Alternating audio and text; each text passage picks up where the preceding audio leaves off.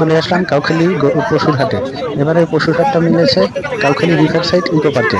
প্রতি বছর boys school মাঠে পশুর হাট বসে, কিন্তু এবার একটু ব্যতিক্রম, রিভার সাইড ইকো পার্কে পশুর হাট বসেছে। অবশ্য এখানে জায়গাটা অনেক সুন্দর। সুন্দর বলতে এখানে বাতাস আছে এবং ঠান্ডা জায়গা। বয়েজ স্কুল মাঠে যেরকম বাতাস থাকলেও প্রচন্ড গরম ছিল, এখানে ততটা গরম নাই, খুব ঠান্ডা এবং স্বস্তি পাচ্ছে ক্রেতারা।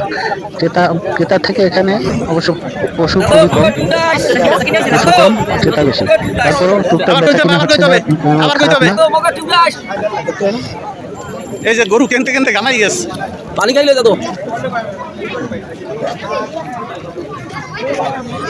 যাক, আমরা একটু ঘুরে দেখি, আপনাদের একটু পশু দেখানোর চেষ্টা করি ঘুরে ঘুরে। হাটটা অনেক বড়, কিন্তু পশু অনেক কম, যার জন্য পশু এখনো পুরোপুরি আসেনি, যার জন্য হাটটা অনেক ছোট দেখাচ্ছে। কিন্তু এখানে সব ধরনেরই পশু পাওয়া যাবে, আপনার নাগালের বাইরে না, নাগালের ভিতরেই। তুলনামূলকভাবে এবার দাম অনেকটা কম, নাগালের ভিতরেই আছে। সবাই স্বস্তি পাচ্ছে কিনে, যেটা বেশি বিক্রেতা কম।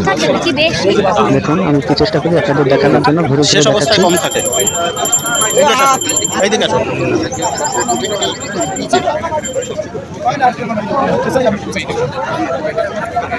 এটা আজকে প্রথম হাট, এরপরে আর একটা হাট আসছে। এই হাটে অনেক বেশি পশু আসবে। এখানে প্রচুর পরিমাণে পশু বেচা কিনা হয় কাউখালী এই পশুর হাটে।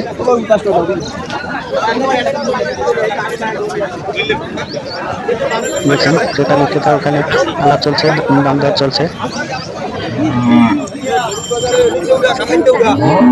এটা 1,20,000 টাকা বেচা কিনা হয়েছে, এটা এই কালো গরুটা।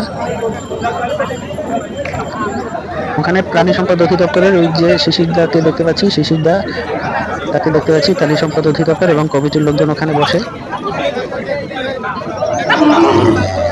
এখানে আইন শৃঙ্খলা রক্ষাটাও অনেকটা সুন্দর। দেখলাম পুলিশ আছে, তারপরে গ্রাম পুলিশ আছে, ওই যে গ্রাম পুলিশ দেখতে পাচ্ছেন আপনারা, তারা সর্বক্ষণিক তদারকি করছে, কোনো রকমের কোনো অপ্রীতিকর ঘটনা যেন না ঘটে। ওই যে পুলিশ হয়েছে, দেখতে থাকুন। সুন্দর সুন্দর পশু এখানে,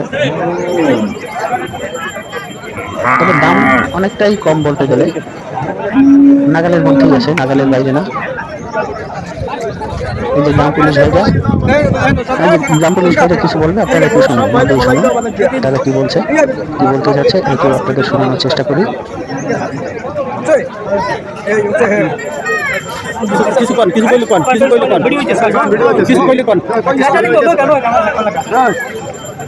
সম্মানিত ব্যবসায়ীবৃন্দ, আসসালামু আলাইকুম। আপনারা যার যার গরু তার হেফাজতে রাখবেন, এবং ক্রয়তা এবং বিক্রয়তা সবাই, বিক্রয়তা এবং ক্রয়তা গরু যদি বিক্রি হয় টাকা বুঝে সঙ্গে ভালোভাবে নেবেন, ভালোভাবে নেবেন। এবং গরু কেনা বেচা তাহলে দুঃচক্রের লোক গরুর পকেটের দিক তাকিয়ে, আর যারা কোরবানি দেবে তারা গরুর দিক তাকিয়ে চলাফেরা করে। ধন্যবাদ সকলকে।